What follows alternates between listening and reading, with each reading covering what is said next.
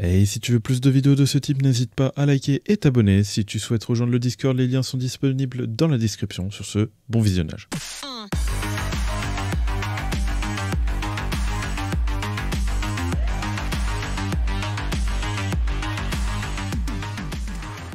Et bien le bonsoir à tous, on se retrouve pour une nouvelle vidéo sur Solo Leveling Arise. J'espère que vous allez bien parce que moi ça va nickel. On se retrouve pour une nouvelle vidéo du coup pour parler de Choi Jogging. On va commencer par faire son showcase et vous présenter le personnage. Donc Choi, généralement c'est un personnage qu'on va utiliser sur le terrain pour DPS ou pour mettre sa def réduite. Donc c'est un personnage qui ne pourra pas break shield ou apporter du soutien tel que les shields ou les PV, régénération de PV sur les personnages.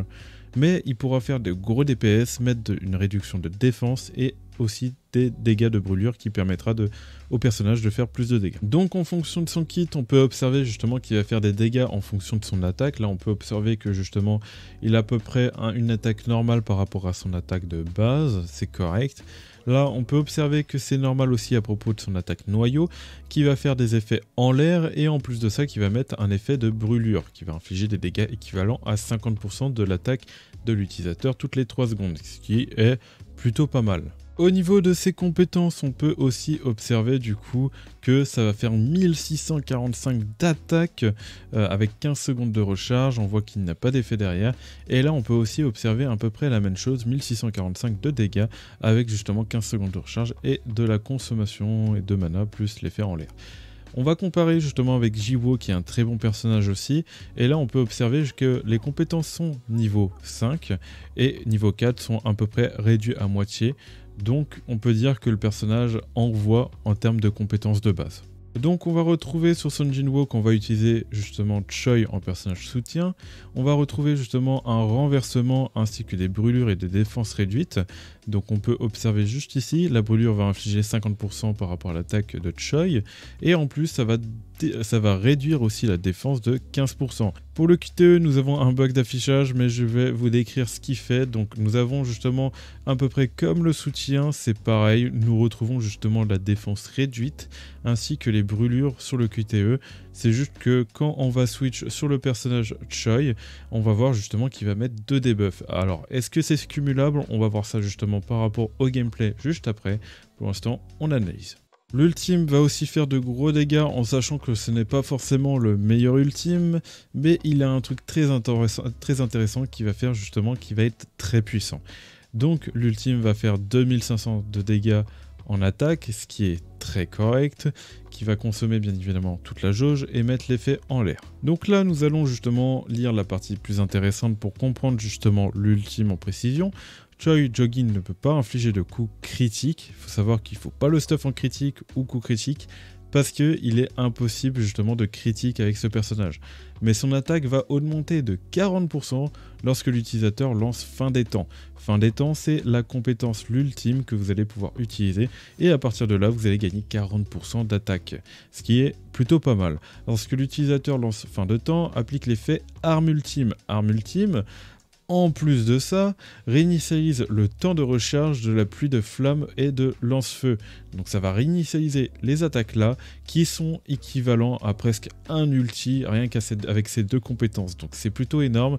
Donc on va pouvoir lancer ces compétences une fois, ulti, puis ensuite relancer les compétences là, parce que l'ulti va faire en sorte justement de réinitialiser encore les compétences.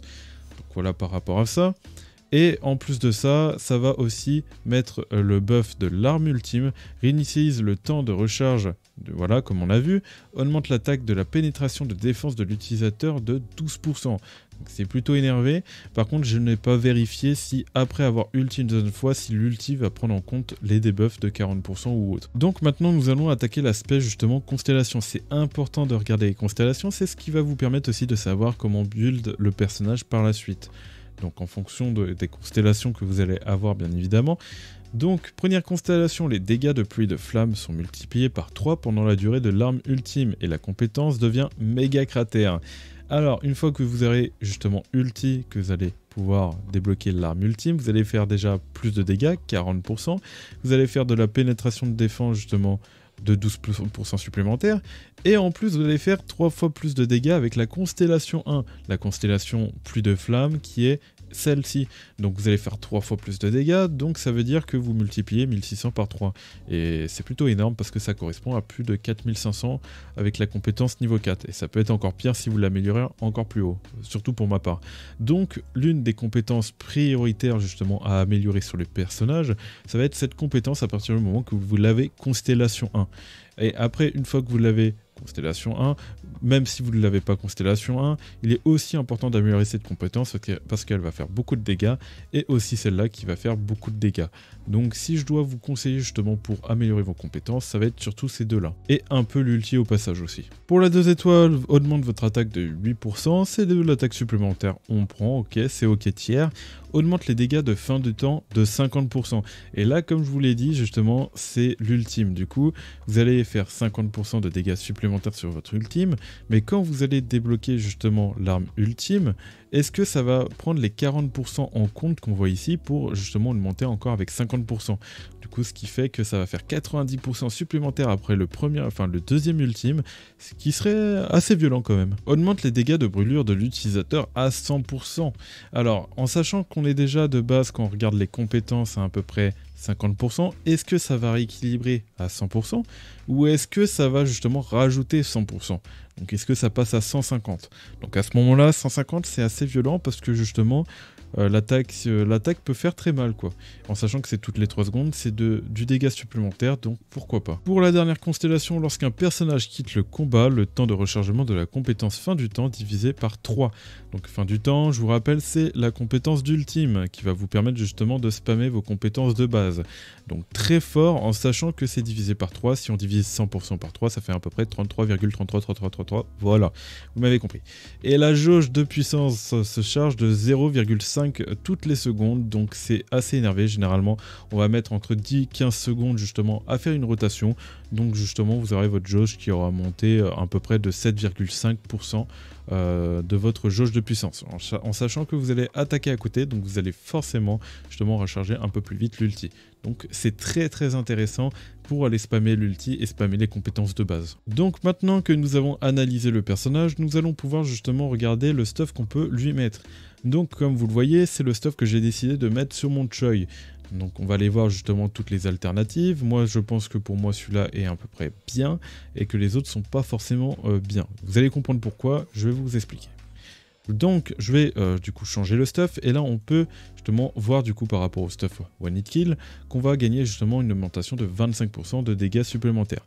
Donc très intéressant parce que vous justement on va chercher à ultime avec le perso au début parce que justement il va nous rapporter 40% de dégâts supplémentaires. À pas ignorer, il fait quand même beaucoup de dégâts avec son ultime. Ensuite on va réduire aussi le temps de recharge de compétences de son ultime, donc il va ultime plus vite. Et il va pouvoir faire plus de dégâts. Donc il faudra bien évidemment charger l'ultime, bien gérer les rotations.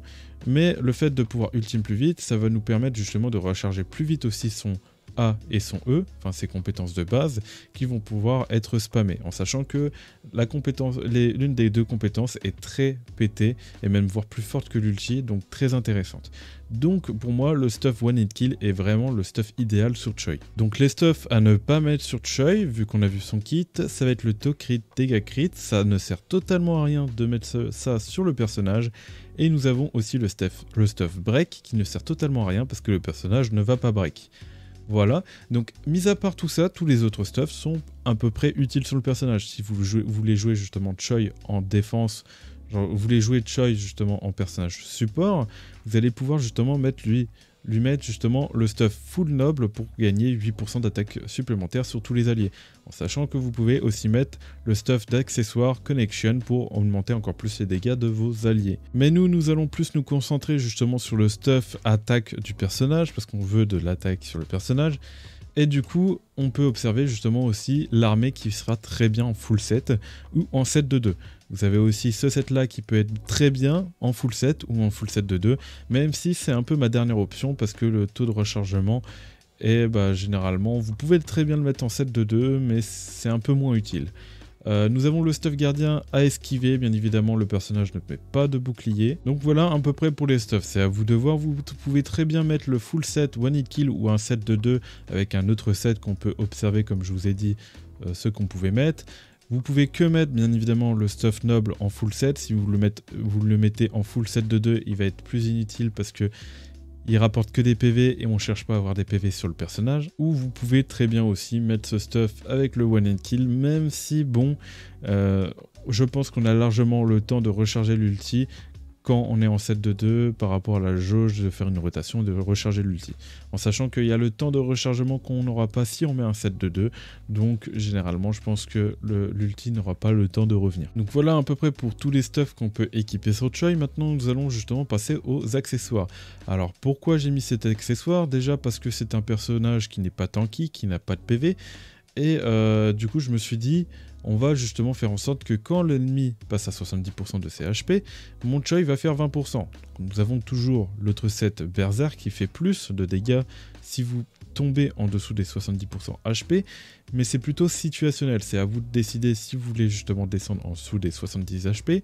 C'est au risque de vous faire one shot ou prendre trop de dégâts ou vous compliquer un peu la vie. Donc c'est à vous de voir justement si vous préférez avoir du confort ou justement quelque chose qui est un peu moins confort mais qui vous rapportera plus de dégâts. Cela dépendra aussi si le boss en face one shot ou pas. Donc voilà par rapport à ça, nous pouvons pas bien évidemment mettre de stuff expert parce que le personnage ne peut pas to-crit. Et par contre on peut mettre le stuff aussi concentration de puissance qui peut être intéressant mais coûte très cher en mana parce que justement on va très souvent aller compétence 1 et compétence 2 avec le personnage. Donc c'est un set d'accessoires qui a l'air bien mais qui a l'air trop coûteux en mana. Donc j'ai préféré me pencher sur ce set justement d'accessoires pour justement éviter de trop consommer, de faire de belles rotations avec les personnages pour mettre tous les debuffs et pour ensuite bien ulti et utiliser la compétence A et E avec le maximum de DPS possible. Et c'est pour ça du coup que je ne me suis pas orienté sur ce stuff. Donc ça rapporte quand même 5% de temps de recharge supplémentaire au niveau des compétences de base et diminue les compétences de base et augmente les dégâts de 5%. C'est pas négligeable mais c'est très coûteux en mana. Ça peut être à la limite un stuff qui vous permettra de speedrun. Mais un combat sur le long terme, ce stuff ne sera pas recommandé. Voilà. Fait passer l'effet de contournement de la défense à 18% et l'effet de diminution de temps de rechargement des compétences de base de 18%. Donc les compétences de base, pareil, vont pouvoir être réduites de 18%, mais après c'est pas forcément ce qu'on cherche avec le personnage parce qu'on va plus chercher à ulti pour récupérer directement les compétences. Donc je préfère privilégier le DPS qu'au rechargement de compétences parce qu'il est facile justement avec l'ulti de récupérer les compétences. Et ensuite nous avons le contournement de la défense qui nous permettra d'ignorer la défense. Donc je n'ai pas d'autre explication à ça, désolé, mais en tout cas ça va ignorer un peu de la défense pour faire plus de dégâts. Donc en termes de sous-stats, nous allons aller chercher la stat attaque %, attaque supplémentaire, hausse de dégâts et PM supplémentaire ou réduction de PM. À voir en fonction, mais la quatrième stat peut varier. Au niveau des armes, on va pouvoir observer justement déjà l'anneau de Choi qu'on va pouvoir obtenir gratuitement en sachant qu'il est possible que vous ne l'avez pas selon votre chance. Donc si jamais vous ne l'avez pas, vous pouvez toujours vous pencher justement sur cette arme qui va vous permettre d'augmenter les dégâts de faiblesse de l'utilisateur de 9%, en plus d'augmenter avec l'arme bleue, vu qu'on peut la full maxer, augmenter l'attaque de 10% avec les PV et la défense. Donc très intéressant en alternative. Sinon, si vous avez l'anneau, c'est très bien parce que justement, vu que c'est une arme SSR, ça rapporte pas mal de stats en sachant que justement, je l'ai amélioré niveau 40, donc pour moi, il est clairement potable justement de l'utiliser. Par contre, si je l'aurais mis level 20, il aurait été possible justement que je mette l'épée pour essayer d'avoir plus de dégâts au niveau de la faiblesse. Après, c'est situationnel. Si vous n'avez pas la faiblesse en face, il est clairement plus intéressant de mettre l'anneau. Donc, lorsque les cibles sont affectées par l'effet de brûlure, Choi Jogging, son attaque, leur défense diminue de 7% pendant 5 secondes. Donc la défense va diminuer, donc encore plus de dégâts, donc on prend. On augmente aussi l'attaque de l'utilisateur de 5%, donc voilà. Donc très correct, on prend, en sachant que plus tard, ça pourra faire encore plus de dégâts si on le max. Vous pouvez aussi très bien partir sur cette arme là qui vous permettra justement que lors de l'utilisation de la compétence QTE, la jauge de puissance se charge de 9%. En gros, quand vous allez switch entre un personnage justement à un autre, en gros vous passez par exemple de Emma à Choi, vous allez gagner 9% sur votre charge d'ultime, ce qui est pas du tout négligeable parce qu'on va surtout aller chercher à ultime avec le personnage pour pouvoir ulti plus souvent et utiliser les compétences aussi plus souvent. Donc voilà à peu près pour Choi. Donc il faut savoir justement que mon Choi est très mal stuff contrairement à Maema, comme on peut voir 6000 d'attaque en sachant que Maema atteint presque 12 000 d'endurance, donc c'est quasiment pareil en termes d'attaque. Non, même plus pour Emma parce qu'on voit clairement la différence.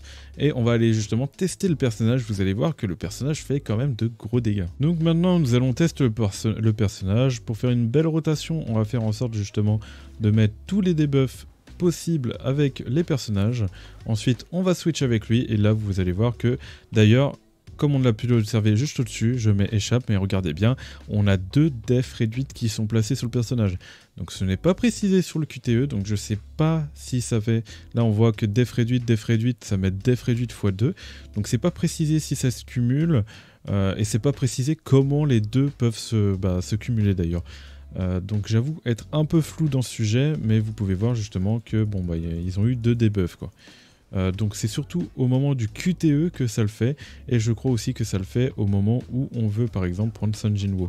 Donc voilà, hop, donc il faut savoir que j'ai constellation 1 du coup mon personnage, donc après que j'aurai ultime et tout, je vais avoir justement ma compétence là qui va se transformer en météorite. Vous allez le voir, la C1 est très broken, ça fait plaisir. Là nous allons terminer justement ça, on voit déjà qu'il fait quand même de bons DPS, de bons dégâts, en sachant que je ne switch pas encore de perso. Là pour l'instant je n'utilise pas Emma, je vais plus chercher à utiliser justement mon mine justement pour pouvoir booster mon Choi. Donc là je fais ça, j'attaque et là je vais directement switch et là vous voyez que ça met 2 debuffs comme vous l'avez vu au-dessus. Je vous laisserai regarder, là vous voyez qu'il y a 2 debuffs. Hop, là on va du coup enchaîner, on va ulti directement pour vous montrer du coup les dégâts déjà premièrement. Et voilà, c'est terminé. C'est terminé. Et là, vous allez voir qu'à partir de là, je vais pouvoir lancer une météorite grâce à la C1. La C1 est très broken parce qu'elle va pouvoir justement mettre de gros dégâts. Donc j'aimerais bien recharger justement la compétence pour pouvoir vous le montrer encore une fois. Mais voilà. Donc Choi, là, il va surtout faire de gros dégâts. Donc Maema fait aussi de gros dégâts, mais j'avoue que Choi me surprend un peu dans son kit. Là, on va esquiver si possible. Et là, j'aimerais bien relancer la météorite. Là, comme on peut l'observer, du coup, il faut obligatoirement refaire l'ultime. Donc, on va du coup charger avec les autres personnages en attendant. Donc, on va attaquer normalement, on va faire une rotation. On pourrait même mettre un autre... Enfin, non, un DPS feu, c'est très bien. Vous mettez un élément et tout. En soi, il n'y a pas besoin de justement 3 personnages pour booster... genre Choi, parce que justement Choi va déjà mettre de la def réduite. Donc là j'ai pas trop de chance parce que l'ours est en train de s'amuser. Là on va en profiter, donc j'ai mis les 2 bonus et on va venir ultime malgré qu'il soit hyper loin. Voilà, j'ai pas pu. Donc là je vais pouvoir ultime et balancer un météorite avec vite fait des debuffs. Là on voit que son ultime a quand même fait ça. Oh là là, les dégâts. Des dégâts, et là je joue même pas sérieusement en fait.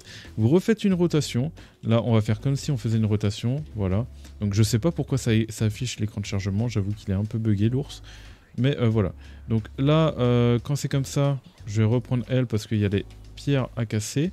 Donc je vais faire ça, si possible, allez, faites-moi ça. Ok, voilà, on va reprendre Choi Jogging pour vraiment se débarrasser de ça. Et voilà, donc là vous voyez que je vais avoir mon ultime, nickel, parfait, en sachant que j'ai même pas mis le bonus par rapport à Choi, et là on voit qu'il y a quand même des gros dégâts. Et là on va lui balancer la météorite et... Ah, aïe, c'est pas terminé, mais bref, vous m'avez compris. D'ailleurs j'ai perdu Choi, en même temps c'est normal, je tryhard pas, c'est surtout pour les tests. Et vous voyez que je passe tranquillement le boss sans trop de problèmes, en sachant que bon bah j'ai juste à terminer avec Emma et c'est terminé quoi. Bref voilà, Choi, on a vu qu'il faisait de gros dégâts, 500 000, en sachant... 500 000, entre 500 000 et 750 000 je crois, mais en sachant que mon Choi n'est pas du tout opti, mon Choi est vraiment dégueulasse en termes de stats, et il fait quand même des gros dégâts, donc faut prendre ça en compte. Donc si vous allez ulti justement avec Choi, et que vous utilisez déjà les compétences 1 et 2, et ensuite vous faites l'ulti, et ensuite vous réutilisez les compétences 1 et 2, vous allez faire de gros dégâts, et en plus de ça, si vous faites une belle rotation et que vous revenez sur votre Choi, vous aurez justement à nouveau l'ulti. Comme moi je n'ai pas, pas forcément fait, c'est vrai que j'ai directement, j'ai pas fait une belle rotation, donc ça, quand je suis revenu sur mon Choi, en fait le problème est que, bon voilà quoi. Donc généralement, après Choi, on utilise Emma pour profiter justement des bonus qu'il y a justement réduits par rapport au boss. On profite de DPS avec Emma et on re-switch par rapport à Mine pour reboost justement les dégâts. Et ensuite Choi qui va mettre de la def réduite et profiter pour faire un maximum de dégâts avec son ulti et ses compétences de base. Voilà, donc c'était tout pour ce personnage Choi. Donc un personnage vraiment très intéressant, voire très broken, en sachant que la compétence 1 m'a pas mal carry parce qu'elle permet justement de monter encore plus les dégâts. Donc même plus violent normalement qu'un ulti, donc ça dépend justement comment vous jouez le personnage. Moi j'ai mal joué le personnage, mais vous avez vu à peu près comment il fait des dégâts, mais voilà. Donc j'espère que vous avez aimé cette vidéo, n'oubliez pas de liker et de vous abonner, et moi je vous dis tout simplement de choses pour de prochaines vidéos et de prochains lives. Allez, bye tout le monde, c'était Virtual, tchuss tchuss.